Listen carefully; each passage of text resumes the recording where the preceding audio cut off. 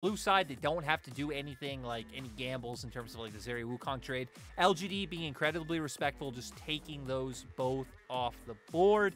Now for FPX, where they can go with this first pick in game one. They ignored the Lucian, went straight towards the Aphelios. Champion has been nerfed, has lost some damage on its Q, and lost some base AD as well. But FPX saying, we don't care, we can still find the advantages in the early game that we need to. And it's kind of crazy because across the LPL, not just LWX and Hung, this pick hasn't been doing too red hot, right? Like, LWX and Hung are 1 and 3 on it as far as I could see with my quick stats. Gala's really the only one. Gala Light, maybe Betty, the only ones have done that well on it. So it's always a risk here, Lyric, as I see, and we know it's going to get paired up with it, but LGD are like, we're not going to look for the initiative. We don't have the Kalista open. They just return to one of the spring versions, which happens to be the Aphelios.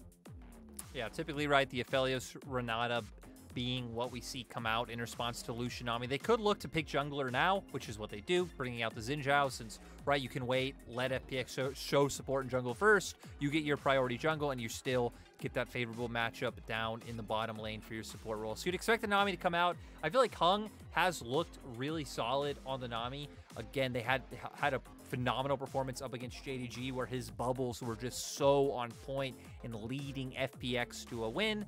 And now we see for Clid what he wants to bring out. You've already highlighted what they could go towards, but I don't know if how much I'd expect to see it come through. Yeah. And yeah, I mean, not too many meta picks still left open. Lee Sin still being on the board, but FPX gonna go straight towards that Gangplank. I mean, that's interesting to see. No jungler in the first rotation is always a bit of a surprise, but having said that, FPX in game one, it was that last pick for Jaeger, it was that last pick for Clid, so we'll have to see where FPX go after this, because with the GP locked in, now Fearness has an option, or they get a strong mid laner for G Lyric. We get the Renata instead, so yeah, just one of the power picks. Yeah, I mean, and they were definitely going to do it. I think it'd be so risky for them to leave that second rotation and look for some other type of pick to come through. But now, going to default back to what we've had, right, which is the banning out of some of these soul laners able to come through. For LGD, you'd probably expect the jungle pool to get pinched, right? Lee Sin still being up on the board, really being the last premier jungler left open, considering that FPX have banned the Viego this time themselves. And no, actually going to opt into mid lane bans. For FPX, you could take away top laners you're afraid of going up against that Gangplank. Or maybe we go back to, you know, if we're getting the Silas against Care, take away Lissandra. Care has just been so good on Ahri. Ooh. And, you know, I don't get things right much. But seeing how Care played on that moving mid laner, kind of keen to see, you know, what gets let through. With the Silas already banned away, Lyric, is it an Ahri ban now? Do we just keep targeting mid? It feels like for LGD, you either have to do it or, I mean, you could always pick it on 4, right? So it's not like an inescapable situation for LGD. If they don't ban the Ahri, you just take it yourself. And they aren't even going to look into doing it. Yeji hasn't played it yet this split, but you would assume with how long it's been in the meta that it should be a champion he knows how to pilot. Yeah, honestly, Yeji's picked a unique champion every single game, bar that Galio game that came through. So you're not putting it past him that his champion pool will continue extending as we get the Trundle ban. So one jungler taken away yet again. I just want to see it. The Fiora goes from Fearness. And all I care about at this point is whether FPX surprise us and bring out the first game. Again, there's only been 2 in the LEC. I think it was Haru, one of them, and I don't know the other one. Oh, I know the other one was the Fnatic game. I don't remember if they picked it or it was whoever they were against, but yeah, it was Haru and then maybe Fnatic versus Straw. Yeah, there we go. See, you're nailing it, but we get the expected pick from FPX so far with the Ahri coming out in the mid lane and going towards the Volibear. So still not going to get any Bel'Veth, not going to get any hyper scaling, just farm and chill late game jungle shenanigans. 70% damage reduction, by the way. We'll get aggressive, strong mid-jungle 2v2 coming through, right? Ahri able to look for those roams. You have the Volibear coming in. We know his whole situation with dives, right? Being able to shut down that turret early on. You know it's all going down towards that bottom lane, but the Cannon Barrage being able to follow through as well. Fearness going to look for a bit of scaling himself, though, with Kayle in the top side. So LGD, I mean, if this game goes later, I mean, a ton of damage across the board. Huge range advantages that they'll be able to play with as well. The hostile takeover from JinJiao will be able to dissuade so much. So I feel like a lot of games, right, it comes down to like, well, this comp wants to team fight and this comp wants to find picks. To me, this one just feels like a very clear timer that, I mean, FPX should be able to win out early. Okay. But as the game goes later, it feels harder and harder. And to be fair, like LGD haven't really shown us much of, you know, the early game being swayed by comps, right? I feel like it was a mistake in front of Herald in game 1. A mistake down the bottom side, or my memory's not great about LGD capitalizing on FPX in game 2. Decision-making's been the biggest thing in this series. And I feel like now that we're at game number 3, the drafts have changed up yet again. But the fact that FPX are on a timer may be a good thing here, as they fought like they were on 1 for sure in game 2, which Lwx did assure me that they also were. So, I don't know. What does it change? Yeah, for FPX, I'm really curious to see what happens, right? Because I don't feel like their bot lane matchup, right? You're going to need a few levels before it comes online. Mid lane, you will have push like we saw in the previous game, and you will be able to win out on trades. But again, waiting for that 6 mark, and then the edge you can follow up very strong. I feel like the point of power disparity that'll be the strongest is the 1 item mark. When you have the Gale Force and when you have the Mandate for your bot lane combo, and then in that mid game, you could look to just start one-shotting opponents and really snowballing the game off those kills into things like Rift Herald, into things like Dragon, and taking the game quickly. So for FPX, we're going to see if they could do it, or if LGD can outlast that storm. Well, as Predator goes over Hung's head, the storm already begins with LGD setting up a bot side invade. Assum with the pickup of the ward, 10 gold, and a slight experience difference. Okay, that's a nice way to start it out as JinJiao. 2 wards for the price of 1. Yeah, I would flash the sad mummy as well. That feels nice. Yeah, like you said, Predator being popped. Something we didn't get to hit on much with how much Galio has been in the series is that Predator also kind of been nerfed. The cooldown early, pushed way up, lost a bit of damage early, but gained damage later. The way the movement speed scales now is also different, so a lot of changes made to Predator. I don't feel like it impacts it too much from talking to players, because they're like, hey, like, sure, maybe the cooldown's up, but this isn't the kind of thing you're typically always just pushing off of cooldown. Does hurt a little bit for sure, and again, some of the base damage nerfs also are there later on, doing a bit more, but so far, Galios have been able to find an impact when they have looked for it, so we'll see if Yeji will be able to do it this time around, because at least in this matchup game 1, he wasn't. I mean, in game 2, though, we did see that the Predator felt as effective as always. I want to quickly have throw a good shout-out to Summit. Sorry, folks, can't talk today. Hopefully it will be different in the second series. As Clid ganks bottom side, respect to Summit for pulling out Gimgoon's skin on the GP. May he forever be in our minds as the 2019 World Champion top laner. Hasn't been around for the whole of this year, Lwx. It makes me sad considering that, you know, when Nuguri came into the roster last year, everyone's like, oh yeah, now it should be so much better. They were best with Gimgoon, and it's given me a bit of sadness remembering how well he also did on GP on weak side for FPX back then. Wasn't it just tragic considering that, like, there Gimgoon was wanting to ride off into the sunset with his, like, world's title, and then FPX just could not find a top laner that gelled with their style and needed to keep coming back.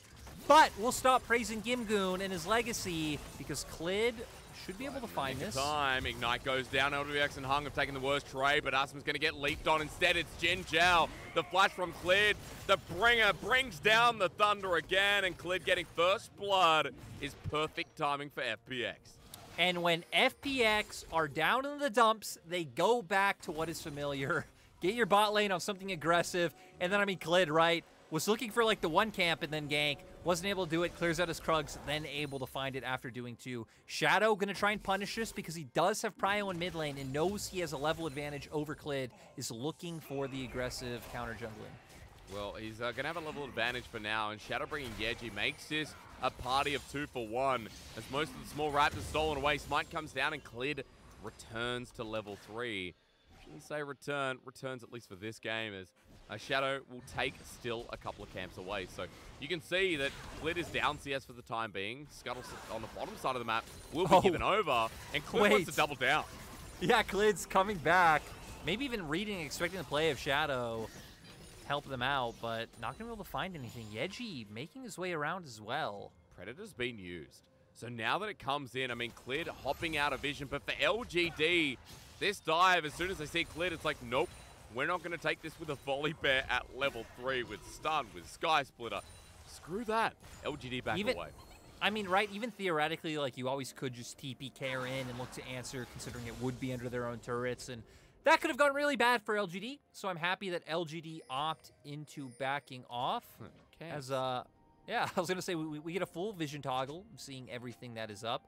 So far, LGD really being the only team to get any sort of semblance of vision down, having some nice control in the bot lane, and Fearness also having a control ward for his own protection and topside.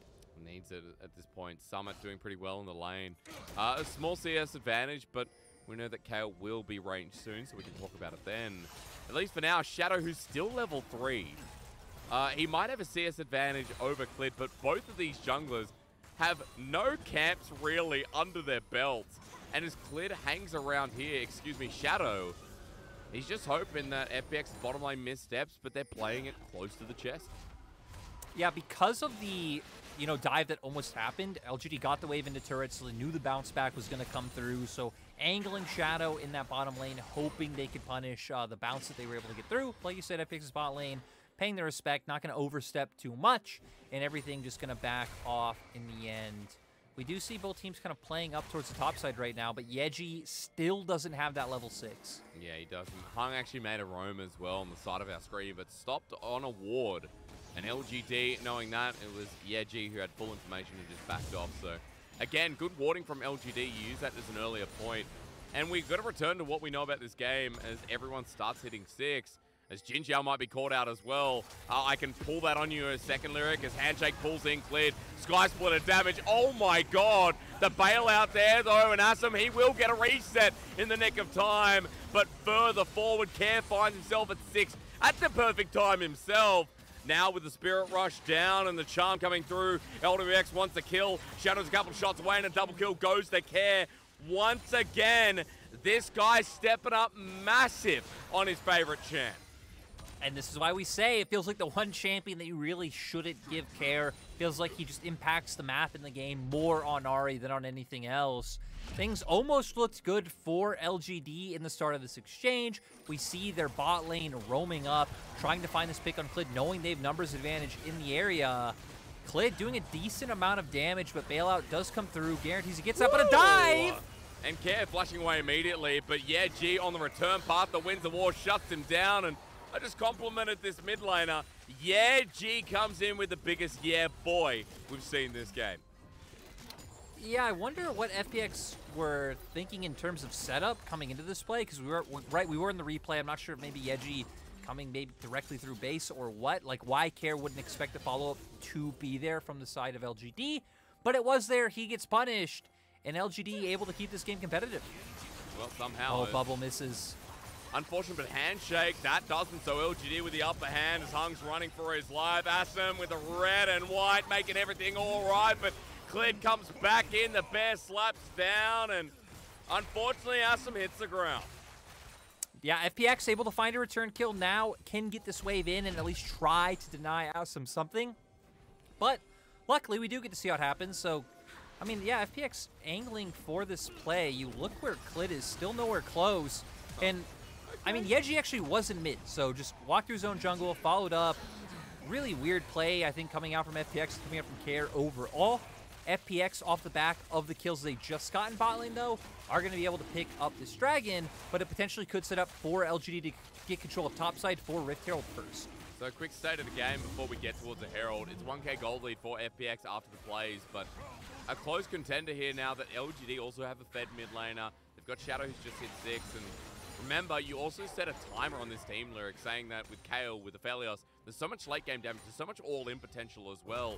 Great spacing here needs to be added in, where any semantics that pull the game off into a contested state, or LGD continue carrying along closely behind FPX, has to be good news for them.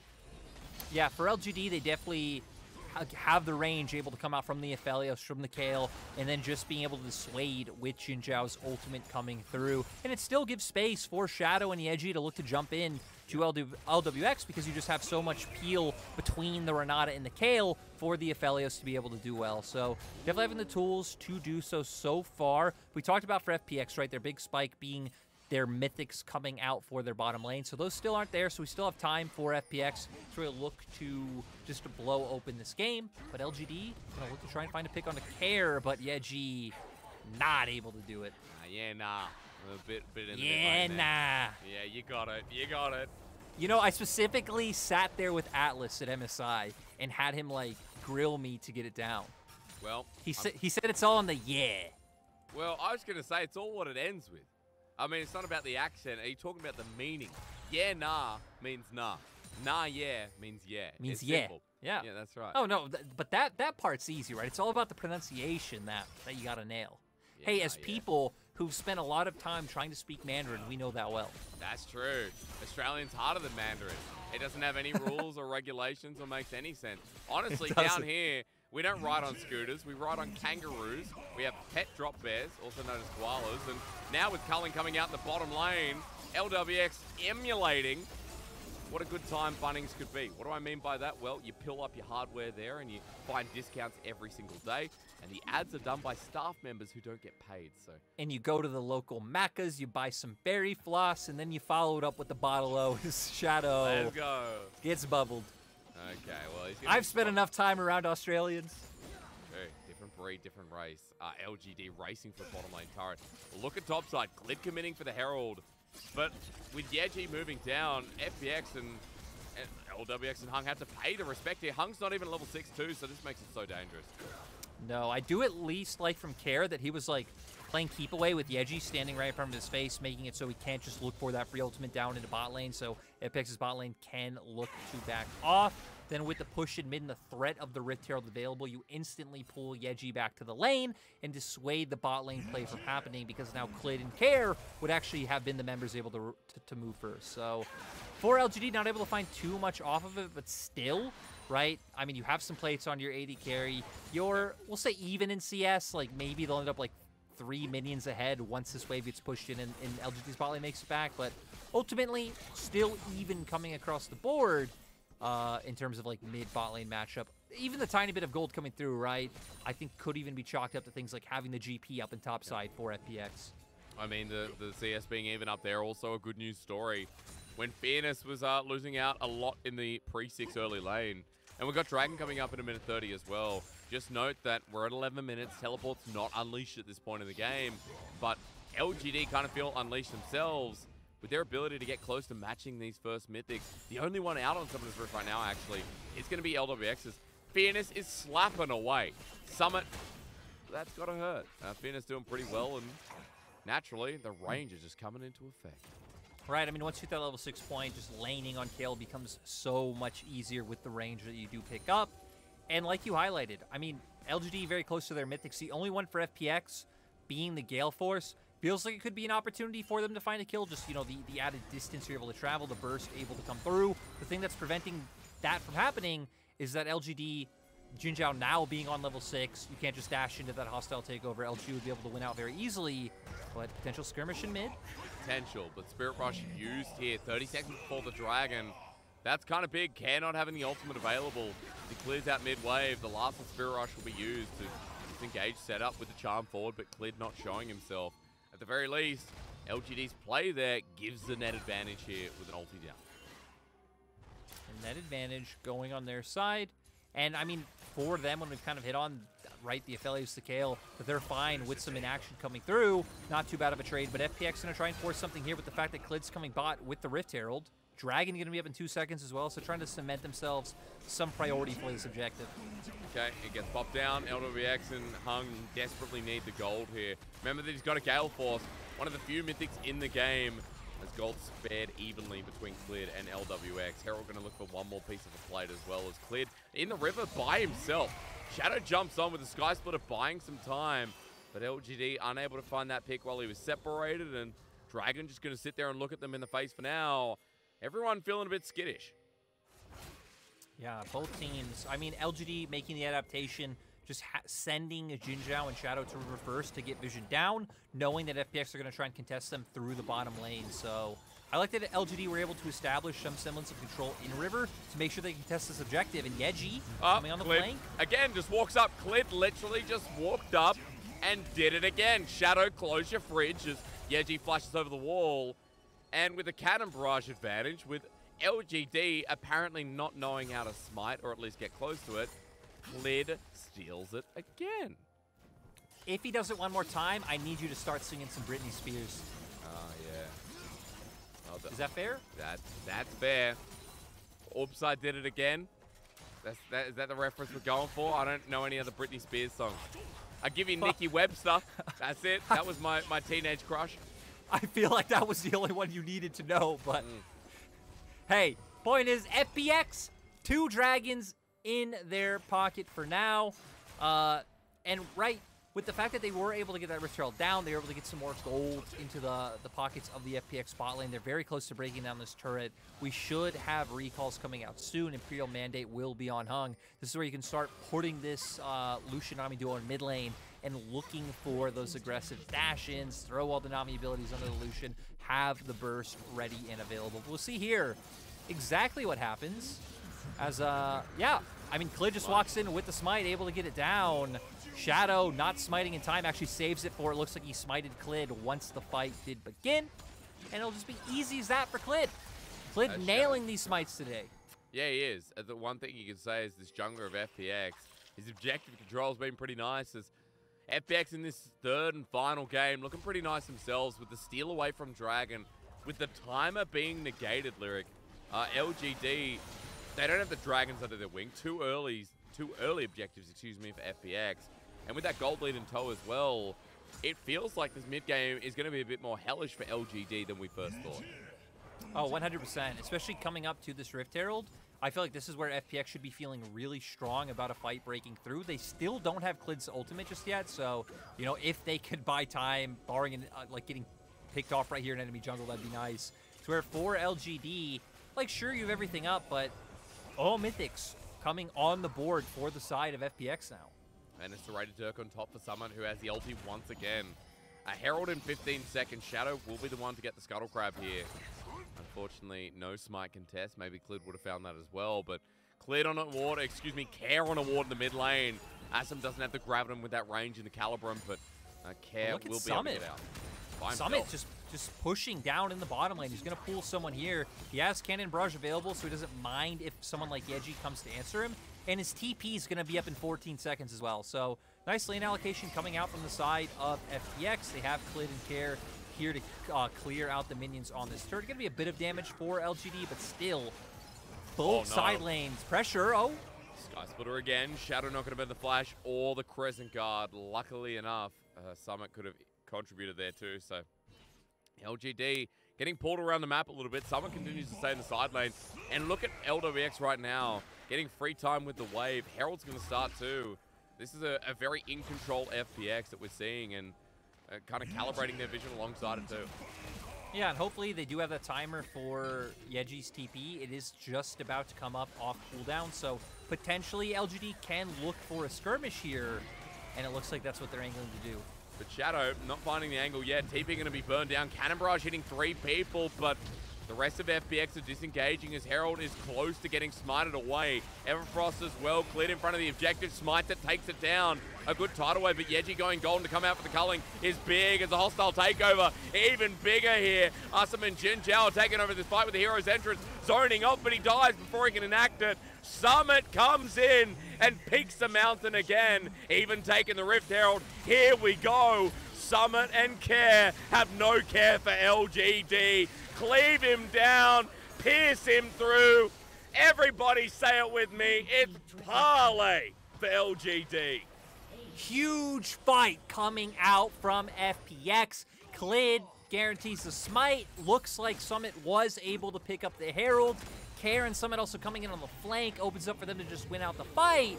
Gonna push in these waves, deny some gold and EXP. And we hit on this, right? This was going to be the big power spike for FPX. This mid-game, this one-item power spike, and they come up huge. We see there Clid guaranteeing the Herald able to come out, make sure Lwx doesn't get knocked up, which was quite nice. And then off to the side, Summit being such a nuisance with these barrels coming on through.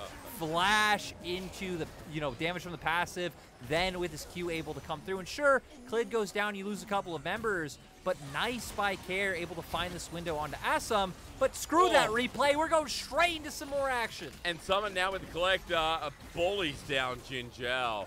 I mean, at this point with the Herald getting charged through mid, we come back to a map that's even more reinstated by FPX, a third dragon that is not going to be contested.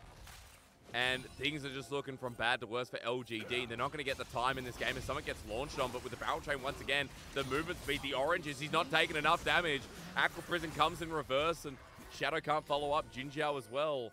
Summit is still safe, and man, this Kayle is going to have to do a lot of work, Lyric, because I don't know what options you have right now as LGD. No, as LGD, it feels like this is definitely the time where, right, we're going to have to try and get a defensive vision line down in our own jungle. We're just going to have to prioritize getting our camps, just farming up waves and waiting out this next 4 minutes. That's the thing that sucks for them, right, is the fact that, especially because of that one steal that came from Clid where he just walked up and said, this is mine, it puts them on sole point to where now LGD don't really have an option but to fight for the next dragon. We'll see what level Fearness ends up being by that point. They still do have tools, right? If we end up with all members of FPX right in front of them, you have a huge hostile takeover and do a huge Moonlight Vigil, like, there's a world where LGD do win that fight. But it's definitely looking rough, and FPX should be able to choke them out in terms of vision control with the prio that they do have so that doesn't happen. And these smartly placed wards that are tracking the movement of Yeji and the likes. FPX getting the full vision advantage and then moving up towards the top side. LGD are that far behind that even at only 4K, I guess with the 3 dragons, objective bounties are up as Culling comes through. JinJiao going to take some of that as Yeji does too. Aqua Prison onto Shadow from Hung. Lands perfectly.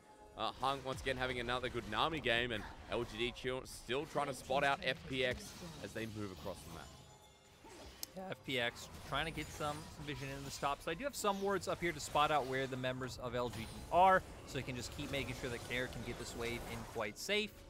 And you would expect soon enough that we'll start pivoting down towards bot lane when Dragon does get a bit closer. This could be a bit of breathing room for FPX. Send Clid back to his jungle, have him clear out some camps. You already have your vision control down. LGD, I don't think really have too much of a threat in terms of like baiting or making you think they could do Baron on top side. So should be a nice 2 minutes of reprieve for FPX to not really care what LGD are doing. Yeah, I feel like they haven't really cared what LGD are doing the whole game though, so. You know? Like game 1. Yeah, exactly like game 1. The Dragon condition, though, a lot earlier than game 1. We are going to have Soul up and available for this team at the 24.5-minute mark. A very early Soul as Summit splits on the side, but Care's next to him. The barrel chain, great, but Fearness wants to take the fight, unknowing that Kayle is here. Yeji's going to be the first to spot him out as a flash Everfrost, but an Everfrost in return from Kayle, trying to save his top laner as Summit gets shielded around. He's still down and out. A shutdown over to Fearness is great, considering that this Kayle is getting close to 16. FPX thinking they had the cheeky play, committing both soul laners down towards the bottom lane. They both have TP up as well, so if any shenanigans did happen on the top side, they would have been fine, but sadly not able to pull it through with Fearness just running down Summit.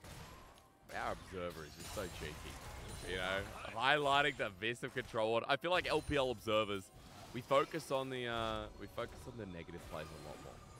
Maybe a bit more real with the league. Maybe I'd just say cheeky is the way to go. So that control ward missing is another highlight moment here for both fans and observers alike. With that pickup, Lyric, I'll take you back in because LGD are still 4K goal behind, but coming up towards Dragon in a minute 30, maybe things are a bit more approachable than it seems. Despite the item difference, I don't know. I'm trying to give LGD a window. I mean, we saw, right? They were able to find that pick down in the bottom lane.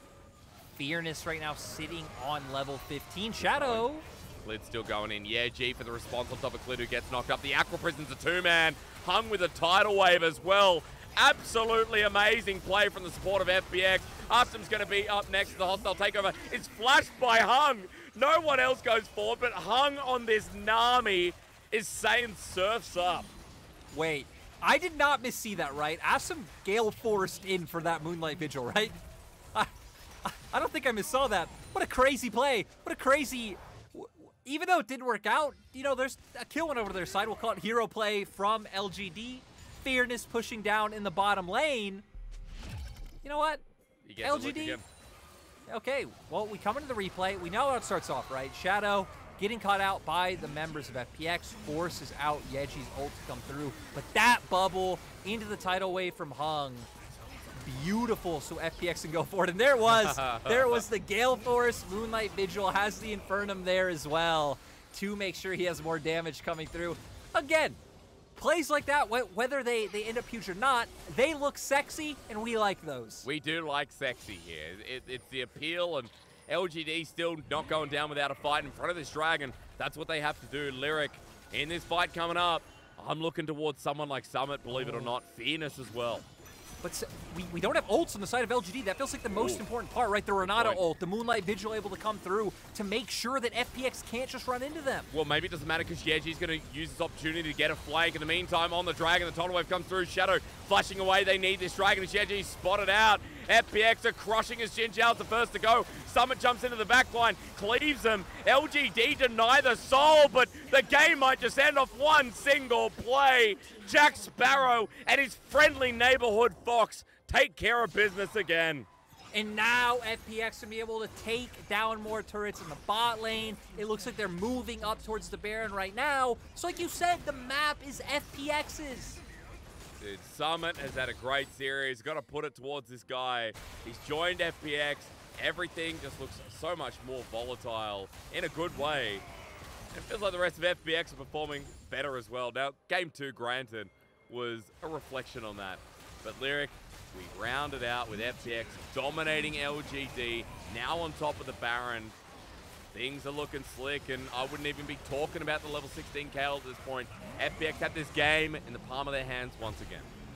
Yeah, sadly for LGD, like sure, you had summoners up on your AD carry, which the opposing team didn't, but I feel like the ultimates for LGD are so much more impactful. We see the engage come out here, Cannon Barrage doing a great job, and even the tidal wave locking them down. Like, look how much free damage the members of LGD are just taking into the barrels coming out.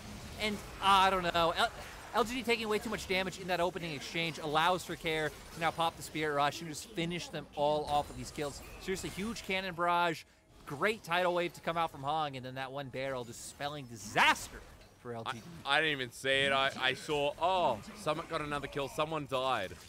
But going back in the replay and watching Summit one shot with a barrel, oh, creme de la creme. I'm not talking about OMG's mid laner. Now, FPX with the Baron buff. This is an 8k gold advantage team as LGD are going to fight or flight at this point. Looks like the fight. Summit again with the barrel chain. Not going to connect with the culling. Denied by Shadow's Crescent card. So a couple ultis down, but still when you look at FPX, they're the ones who get more control of the junglers. Gale forcing again. Assum trying to feel at this game, considering that he's got to feel something. Right, I mean, at this point, you're so far behind. You're trying to find any pick that you could. Look at the Cannon Barrage once again. Fearness has to flash away. Even with the bailout, the confidence just isn't there. Baron helps push the top side. FPX are crushing down their enemies. It's like watching Arnold Schwarzenegger and Conan the Barbarian. You look at those abs, you look at that six-pack, you say, how do you beat this thing? FPX right now shaping up to have an 8-pack as FPX continue walking into the base, and LGD just can't do anything about it. No, LGD are trying to get to the chopper, but the chopper is already gone. Nice. You have 2 stopwatches on FPX as well, so even if you get onto Care or LWX, you're not going to be able to take them down. And with this Baron buff, they're just doing such a nice job of just slowly whittling down the base of LGD. Oh, yeah, G, and yeah, not G, with the charm being a good denial of the Everfrost in return. He tried, and you got to give it to LGD. With what we've seen over the past couple of days with inactive play from teams like BLG, LNG, at least LGD, excuse me, go down trying. Like, this team is still trying to pull the rabbit out of the hat, and that deserves respect. I mean, right, LGD, as of now, look like they're on their way to being towards 1-5.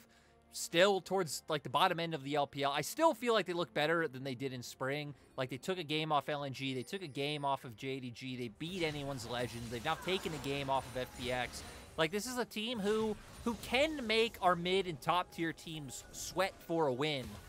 So, at least a good trajectory coming out is Yeji Care's by himself. Care runs into the whole team. Cannon Barrage helping out, and Summit's damage is nothing to scoff at, but Shadow with a follow-up is able to get a massive look at shutdown. that damage. The Cannon Barrage damage so ridiculous. Oh, my the God. Bear's in. I tell you what, the Bear hunt doesn't work out as a success. Fearness can't get the reset. Forward goes LWX as Summit now going to have the perfect angle. A great ulti here from JinJiao, but it's way too late. FPX stand as a strong 4-man unit. FPX, when I said to them, Lyric, when I said at the start of their season, when they went 0-5, that this team wasn't making playoffs, the sunglasses went on, the boots the motorcycle acquired. FPX said, I'll be back. And here they are, now on a 3-series win streak. FPX, they are back. FPX right now looking like the Terminator of the LPL, taking names every series. We ignored Game 2. Game 2 didn't happen. We erased that from our memories because coming into Game 3, FPX brought it back to basics in my mind. Get the Lician Nami, have this aggressive 2v2 in bot, and just babysit the hell out of it. We saw Clid go for the level 2 gank, giving pressure very early on, constantly leaning over with Kayle and Clid. We saw many times where LGD were kind of like posturing for a dive to come through, but not able to make it happen because it's like, oh wait, Clid's just chilling right behind the turret. Guess we have to back off. And Summit coming out once again with a great performance on the Gangplank. And a similar performance at Game 1 on the Nah. Had a great laning phase. This time around, it was the ultis that did him justice. It was a setup in the fights. I think the biggest takeaway for me from this series is that FPX, with a lot of control coming through in their lanes, Lyric, like these core picks. Care's Ahri is a big one for me. Clid on something that can have a bit of priority as well, like the Volibear with his dueling tactics. Gave us a lot to look forward to. Hell, I could even say control over the bottom lane seems to be where FPX start, you know, their early game, and if it gets through nicely, then LWX and I was going to say Crisp, LWX and Hung feel like they set up the trajectory for the rest of FPX too. Yeah, even if, like we saw in Game 1, that FPX can win through their top side and not rely as much on LWX and Hung, it still seems like that is the kind of smoother course to victory. I mean, we haven't had too many games of Summit so far in the LPL, right? But at least Summit so far hasn't been really heavily attacked by anyone, but has just been doing fine in his 1v1 laning phases. So was able to find solo kills against Chalitza in Game 1. So that might be the play, right? Enable your bot lane, who as of now looks like the more volatile lane of the two. They've always been volatile. And just kind of hone them in from being able to look for those slips, come up on tails, and lose out the game. So for FPX, I like when they stick to this play style, which was just their bread and butter of Spring Split. And like you said, I feel like more teams are going to have to start respecting Care's Ahri. Even if he's able to like perform well on other champions, it doesn't just look good on this. It feels like there's just like a level of proficiency on this pick where he looks so much more comfortable. We see so many like high impact, whether it's charms or Everfrost or ways to get on the back line than on anything else he plays. But my God, that damage on Summit is ridiculous. Oh yeah, and we hit what, a 29-minute game. Summit was doing so well. Like Fearness on the Kayle. Lyric, he got to that point. He got to that later game point, level 16 here. There's 3 items there as we finished off, but still wasn't enough. And 38% of the team's damage on the other top laner. Like, it's impressive to talk about this guy because I remember watching, you know, him in Cloud9. I remember watching Summit in the LCS. There is a very big difference from what we saw over there to what we're seeing now. And with this theory, bring over more LCS players and see what happens. Because it must have revitalized him. It must have given him a lot of hope. Because now all of a sudden, FPX on a win streak since he joined, since he came over. And this is looking like a team that still has a chance in playoffs despite me counting them out at the start of the split. Look, I don't want to make a bold statement, so I'll reiterate